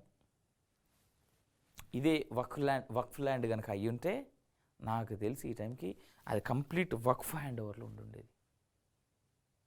కంప్లీట్గా నేను చెప్తా ఉన్నా how good Waqf board works అనేటువంటిది దీన్ని బట్టి అర్థం చేసుకోవచ్చు. దేవాదాయ ధర్మదాయ శాఖ అని పెట్టేసి ఆ ధర్మదాయ శాఖలో వచ్చినటువంటి ఇన్కమ్ అంతా కనీసం కొన్ని ధర్మదాయ శాఖలో ఉన్నటువంటి కొన్ని టెంపుల్స్కి జీర్ణోద్ధరణ లేదు ఈ రోజుకి. అంటే డైలీ పూజలు అందుకోవు, అక్కడ వచ్చేటువంటి 2-3 భక్తులు ఎవరైనా వచ్చి హుండీలో కానుకలిస్తే ఆ హుండీలో వేసినటువంటి కానుకలను కూడా ప్రభుత్వం ఎత్తుకోబోతుంది. ఆ పూజారికి ఇచ్చేది కేవలం 4,000 నుంచి 8,000 రూపాయల డబ్బు నెలకి. ఆ 4,000 నుంచి 8,000 డబ్బులోనే అతను పూజా అధికారాలు అన్నీ చేయాలి, అతని జీవన విధానం కూడా కొనసాగించాలి. ఇది దేవాదాయ ధర్మాదాయ శాఖ వల్ల బాగుపడని టెంపుల్స్. ప్రజలే దాన్ని బాగు చేసుకోవాలి. ఇప్పుడు 1,280 ఎకరాలు మిస్సింగు, ఈ 6,000 ఎకరాలు మిస్సింగు అని అంటే ఇంత దారుణంగా దేవాదాయ ధర్మాదాయ శాఖ దాన్ని పట్టించుకోలేదనేటువంటిది మనం అర్థం చేసుకోవాల్సినటువంటి సమయం ఇది. బీసీ కులగణను స్వాగతిస్తున్నాం, ప్రశ్నల సంఖ్య తగ్గించాలి, 42% రిజర్వేషన్లు ఇచ్చాకే స్థానిక ఎన్నికలు నిర్వహించాలి, బీసీ డిక్లరేషన్ పేరుతో బలహీన వర్గాలకు వెన్నుపోటు, కోలుకోలేని విధ్వంసం సృష్టించి విజయోత్సవాల, కుంభకోణాల కుంభమేళ, కరప్షన్ కార్నివాల్ జరపండి, కాంగ్రెస్ ఏడాది వైఫల్యాలపై వారోత్సవాలు నిర్వహిస్తాం, మూసీలో 1,50,000 కోట్ల మూటల వేట అంటూ కేటీఆర్ మండిపడుతున్నటువంటి తీరును కూడా మనం చూస్తూ ఉన్నాం. బీసీ కులగణను స్వాగతిస్తున్నామని, కానీ ప్రశ్నల సంఖ్య తగ్గించాలని బీఆర్ఎస్ వర్కింగ్ ప్రెసిడెంట్ కేటీఆర్ అన్నారు. 42% రిజర్వేషన్లు ఇచ్చాక స్థానిక సంస్థల ఎన్నికలు నిర్వహించాలని డిమాండ్ చేశారు. మూసీలో 1,50,000 కోట్ల మూటల వేట, కొడంగల్ లిఫ్ట్లో 1,000 కోట్ల కాసుల వేట, బావమరిదికి అమృత్ టెండర్లు, కొడుకులకు 1,000 కోట్ల కాంట్రాక్టులను కట్టబెట్టే ముఖ్యమంత్రి, మంత్రులు జరుపుకోవాల్సింది విజయోత్సవాలు కాదు, కరప్షన్ కార్నివాల్ అంటూ దుయ్యబట్టారు అంటూ కేటీఆర్ గారి ఇంట్రెస్టింగ్ స్టేట్మెంట్స్ చూసాం. కేటీఆర్ ఈ మధ్య మాట్లాడుతున్నటువంటి చాలా స్టేట్మెంట్స్లో నేను ఇందాక చెప్పా, ప్రతిపక్ష పాత్ర యాక్చువల్గా పోషించాల్సింది బీజేపీ అని చాలామంది నమ్మితే, ఇవాళ బీజేపీ కాదు మేము అధికారంలో ఉన్న రోజులు ఏం చేసామనేటువంటి విషయాన్ని పక్కన పెడితే, ఇవాళ అధికారంలో ఉన్నటువంటి పార్టీని ఖచ్చితంగా ఎండకడుతూ ప్రతిపక్ష హోదాని చాలా సున్నితంగా, చాలా స్మూత్గా, చాలా విజిలెంట్గా హ్యాండిల్ చేస్తుంది మాత్రం బీఆర్ఎస్ పార్టీ. దాంట్లో కేటీఆర్ ముందున్నాడు. కేటీఆర్, హరీష్, పాడి కౌశిక్ రెడ్డి, గెల్లు శ్రీనివాస్ ఇలాంటి వాళ్ళు చాలామంది నాయకులు ఉన్నారు. ఫార్ములా ఈ రేస్ కేసులో ఏజీకి గవర్నర్ లేఖ, కేసీఆర్ ప్రాసిక్యూషన్పై అభిప్రాయాన్ని కోరిన జిష్ణుదేవ్, న్యాయపరంగా చిక్కులు రాకుండా జాగ్రత్తలు, అరవింద్ కుమార్పై కేసుకు ఇప్పటికే సీఎస్ అనుమతి, త్వరలో కేసు నోటీసు ఎంక్వైరీ అంటూ కూడా చూస్తూ ఉన్నాం. అయితే ఫార్ములా ఈ రేస్ ఒక్కటే కాదు, చాలా విషయాలపైన కూడా ప్రస్తుత ప్రభుత్వం గత ప్రభుత్వంలో ఉన్నటువంటి మంత్రుల్ని ఇరుకున పెట్టేందుకు ప్రయత్నాలు ముమ్మరంగా చేస్తోందని వినిపిస్తూ ఉంది. కేటీఆర్ గారు ఆల్రెడీ ఎక్స్ప్లెనేషన్ ఇచ్చారు. ఆయన ఏమని, ప్రభుత్వమే డబ్బులు పే చేసింది, నేను ప్రైవేట్గా పే చేయలేదనేటువంటి మాట. సో ఇలాంటప్పుడు అప్పుడున్నటువంటి ప్రభుత్వ అధికారులు, ప్రభుత్వ మంత్రుల పైన ఇప్పుడున్నటువంటి ప్రభుత్వం నిజంగా చర్యలు తీసుకుంటుందా అనేటువంటి రానటువంటి రోజుల్లో మనం వేచి చూద్దాం. అయినప్పటికీ కూడా ప్రభుత్వమే పే చేసినప్పుడు అందరినీ బలి చేస్తారా దీంట్లో, లేదా కేవలం అధికారులు మాత్రమే దీంట్లో ఇన్వాల్వ్ చేసి వాళ్ళదే తప్పు అనేటువంటి ఉద్దేశాన ముందుకు తీసుకెళ్తారా అనేటువంటి అంశంలో కూడా క్లారిటీ రావాల్సింది ఉంది. ఏదేమైనా కాంగ్రెస్ మీద కూడా ప్రస్తుతం ఉన్నటువంటి ప్రభుత్వం పైన కూడా సెటిల్మెంట్లు చేసుకుంటే ఒకలాగా, సెటిల్మెంట్లు చేసుకోకపోతే ఒకలాగా ప్రవర్తిస్తున్నారు వీళ్ళు అని పెద్ద ఎత్తున ఆరోపణలు అయితే వినిపిస్తూ ఉన్నాయి. మరి దీనికి సమాధానం రేవంత్ రెడ్డి గారు చెప్తారా, లేదా మిగిలిన మంత్రులు, ఎమ్మెల్యేలు చెప్తారా అనేటువంటిది కాలమే చెప్పాల్సినటువంటి సమాధానం. అది మనం రానున్నటువంటి రోజుల్లో వేచి చూడాల్సినటువంటి అంశం. రైట్. ఇంకా జ్యోతి, బీసీలకు కాంగ్రెస్ ఒక్క హామీని నెరవేర్చలేదు, 42% రిజర్వేషన్లు కల్పించాక స్థానిక సంస్థల ఎన్నికలు నిర్వహించాలి అంటూ చూస్తా ఉన్నాం. సీఎం అబద్ధాలను ఖండిస్తున్నాం, పథకాలపై సర్కార్ గొప్పలు, హామీలపై చర్చకు సిద్ధమైన, రాష్ట్రంలో పాలన గాలికి అంటూ హరీష్ రావు స్టేట్మెంట్స్ కూడా చూస్తా ఉన్నాం. రైట్. మిల్లర్ల మాయ, కొనుగోళ్లలో దొడ్డుదారి, బ్లాక్ మార్కెట్కు పంపిన ధాన్యం లోటు భర్తీకి పావులు, మిల్లుల్లో 12 లక్షల టన్నుల ధాన్యం షార్టేజ్, అమ్ముకున్న ధాన్యాన్ని అప్పగించకపోతే 20% జరిమానా విధిస్తామన్న ప్రభుత్వం, అప్పగింతకు డిసెంబర్ 31 తుది గడువు, దీంతో రైతుల వద్ద తక్కువకే కొనుగోళ్లు, సన్నాలకు దక్కని మద్దతు ధర, మిర్యాలగూడకు 3,000 ధాన్యం ట్రాక్టర్లు, 2,200 మాత్రమే ఇస్తామన్న మిల్లర్లు, నాణ్యత తేమ సాకుతో ధర తగ్గింపు, రోజంతా రైతుల ధర్నా, రాస్తా రోకో, ట్రాక్టర్ అడ్డంగా పెట్టి రోడ్డుపై పడుకొని నల్గొండ జిల్లా శెట్టిపాలెంలో రాస్తా రోకో చేస్తున్న రైతులు అంటూ చూస్తూ ఉన్నాం. ఇక్కడ మళ్ళీ చెప్తా ఉన్నా, రైతుల బిల్లు లేదా ఫార్మర్స్ బిల్లు అంటూ ఏదైతే కేంద్ర ప్రభుత్వం పెట్టిందో అది కానీ అమలు అయ్యి ఉంటే నాకు తెలిసి రైతులకి ఇవాళ ఈ అవస్థలు, ఈ పరిస్థితులు ఉండేటివి కాదు. కేవలం కొంతమంది దళారుల వల్ల రైతుల బిల్లు అనేటువంటిది అటకెక్కింది. దాని ఎఫెక్టే ఇదంతా ముమ్మాటికి. అది పత్తి రైతును ఎత్తిన పిడుగు, నేటి నుంచి కొనుగోలు కేంద్రాలకు తాళం, CCI నిబంధనలపై జిన్నింగ్ మిల్లర్ల కన్నెర, నిరవధిక సమ్మె దిశగా అడుగులు, L123 నిబంధనలతో తిప్పలు, అన్ని సెంటర్లలో పంట కొనుగోలు చేయాలి, తెలంగాణ కాటన్ అసోసియేషన్ డిమాండ్ అంటూ కూడా చూస్తూ ఉన్నాం. ఇగో, సన్న ధాన్యాన్ని సరైన ధరకు కొనడం లేదు, ధాన్యం ఎక్కువ వస్తే ధర తగ్గించేస్తున్నారు. క్వింటా ధర 2200కే పరిమితం చేస్తున్నారు. మిల్లర్ల తీరును నిరసిస్తూ రైతులు ధర్నా కూడా చేస్తున్నారు.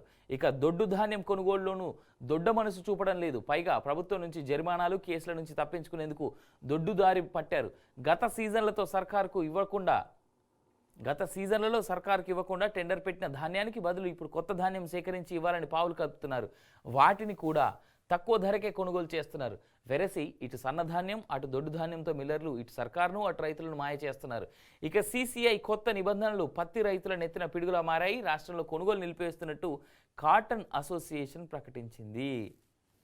అనొద్దు కానీ నిన్ననే మొన్ననో ఏదో తెలిసిన ఫ్రెండ్ది ఒక రైస్ ట్రేడింగ్ సెంటర్ చిన్న చిన్న షాపులు ఉంటాయి కదా, పెట్టుకొని కేజీ 2 కేజీలు అలా బ్యాగ్ అవి అమ్ముతారు కదా, కిరాణా షాపుల మీద రైస్ షాప్స్ ఉంటాయి కదా.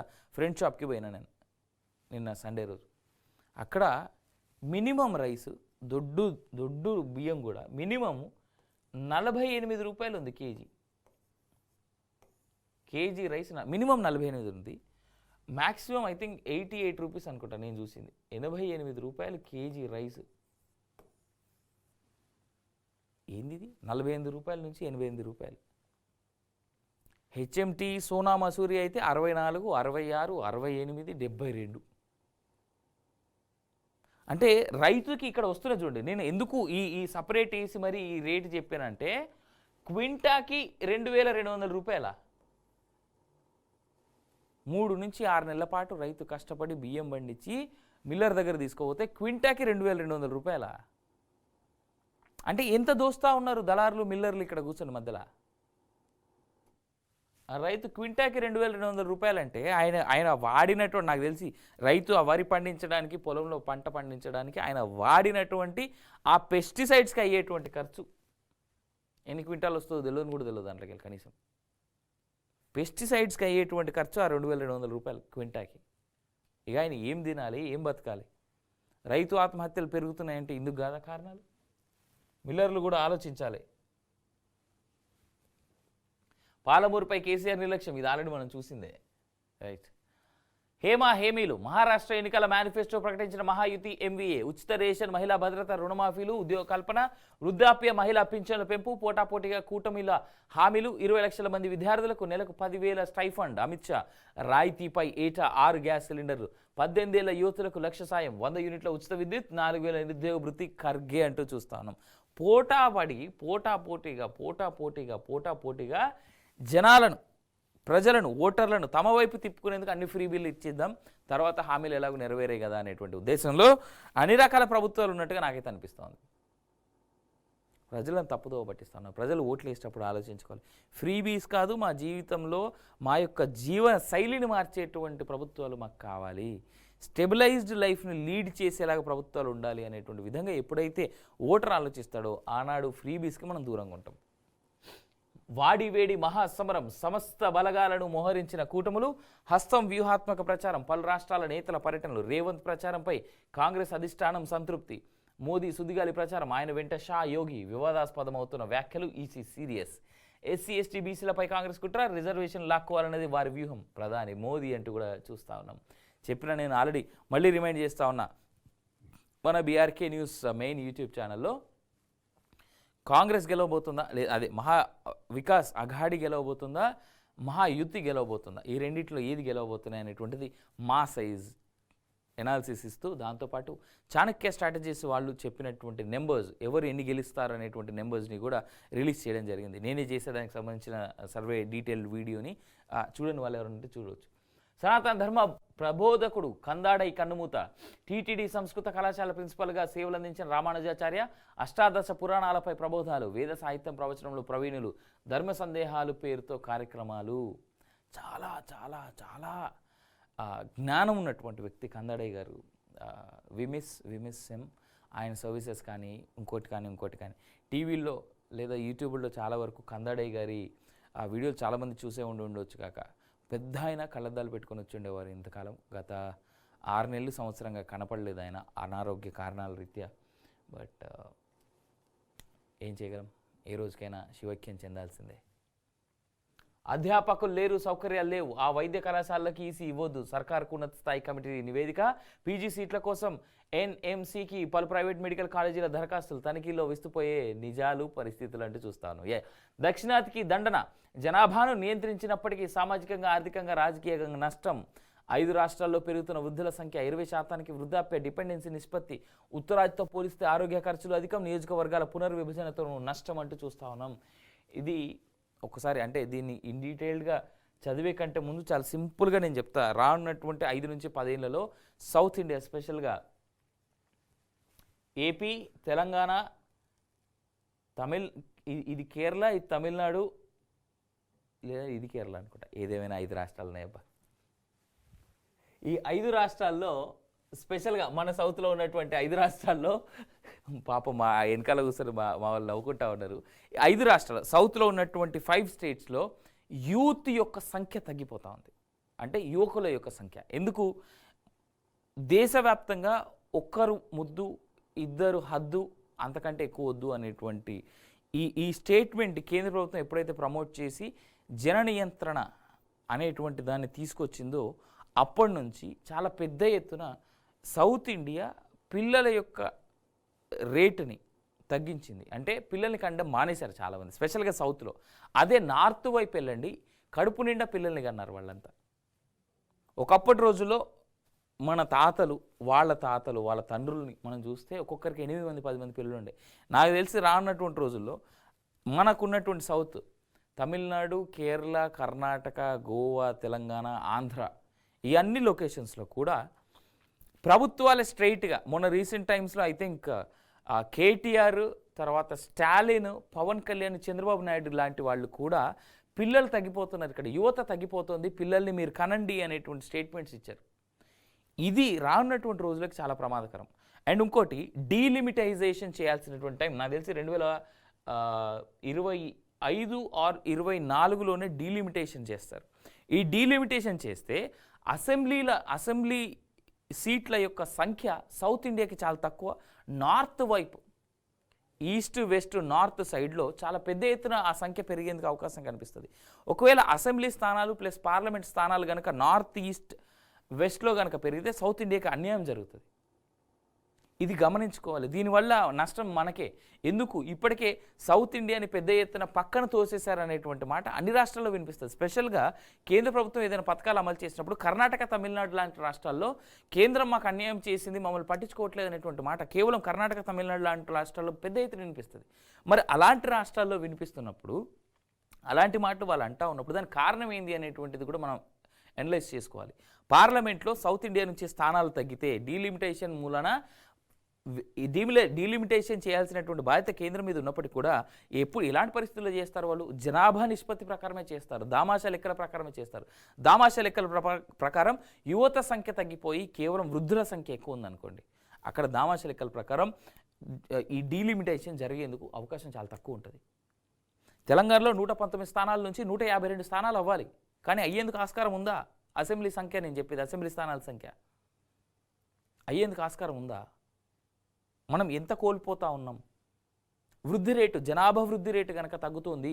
ఈ జనాభా వృద్ధి రేటు కనుక తగ్గితే ఆర్థికంగాను అన్ని రకాలుగా కూడా సౌత్ ఇండియా, స్పెషల్గా ప్రతి రాష్ట్రం, సౌత్లో ఉన్నటువంటి ప్రతి రాష్ట్రం నష్టపోతుంది. గమనించుకోవాలి మనం ఇది. నేను రిక్వెస్ట్ చేస్తూ ఉన్నా, దీని వెనకాల ఉన్నటువంటి మూలాలను అర్థం చేసుకోండి. భవిష్యత్తు ఎంత కోల్పోబోతుంది సౌత్ ఇండియా అనేటువంటిది కూడా అర్థం చేసుకుంటే నేను చెప్పినటువంటి ఈ పాయింట్కి వ్యాలిడిటీ మీకు అర్థమైపోతుంది, భవిష్యత్తు ఏందనేటువంటిది అర్థమైపోతుంది. చాలా ప్రమాదకరమైనటువంటి గంటికలు మోగుతూ ఉన్నాయి మన చుట్టుపక్కల. అర్థం చేసుకోవాల్సినటువంటి బాధ్యత మనందరి పైన ఉంది. ఒక్కసారి ఈనాడు ఆంధ్రప్రదేశ్లో ఉన్నటువంటి ఒక 2 ఇంట్రెస్టింగ్ స్టేట్మెంట్స్ని చూసి మనం ఈరోజు దీన్ని క్లోజ్ చేద్దాం. సాగునీటి రంగాన్ని గాడిలో పెడతాం, 5 ఏళ్లలో 30 లక్షల ఎకరాల కొత్త ఆయకట్టుకు నీరు, పెండింగ్ ప్రాజెక్టులను పూర్తి చేస్తాం. నీటిపారుదల శాఖలో గత ప్రభుత్వంలో భారీ కుంభకోణం, నివేదికల అనంతరం బాధ్యులపై చర్యలు, దురుద్దేశంతోనే ధాన్యం కొనుగోలుపై ఆరోపణలు. ఈనాడుతో ముఖాముఖిలో ఉత్తమ్ కుమార్ రెడ్డి అనేటువంటి మాట చూస్తా ఉన్నాం. ఉత్తమ్ సార్, ఆరోపణలు కాదు, ప్రూవ్ చేయండి, తెలంగాణ సమాజానికి నిజాన్ని అందించండి. కొత్త వీసీలకు పాత సవాళ్ళు అంటూ చూస్తాను. ఇది ఉస్మానియా యూనివర్సిటీకి సంబంధించి పోటాపోటీగా మహా మేనిఫెస్టో అంటూ కూడా చూస్తాను. రైట్గా మిగిలినవన్నీ ఇంట్రెస్టింగ్గా చూసినటువంటి వార్తలే కాబట్టి ఇది ఇవాల్టి first edition with me Avinash Janagama on BRK news. మళ్ళీ రేపు ఉదయం ఇదే టైంకి ఇదే లొకేషన్లో మళ్ళీ కలుస్తా. ఏమున్నాయి రేపటి వార్తలు అనేటువంటి విషయాలతో ఇన్ డీటెయిల్ అనాలిసిస్ ఇవ్వడానికి నేను సిద్ధం. చూస్తూనే ఉండండి బీఆర్కే న్యూస్, తెలుగుడి సత్తా.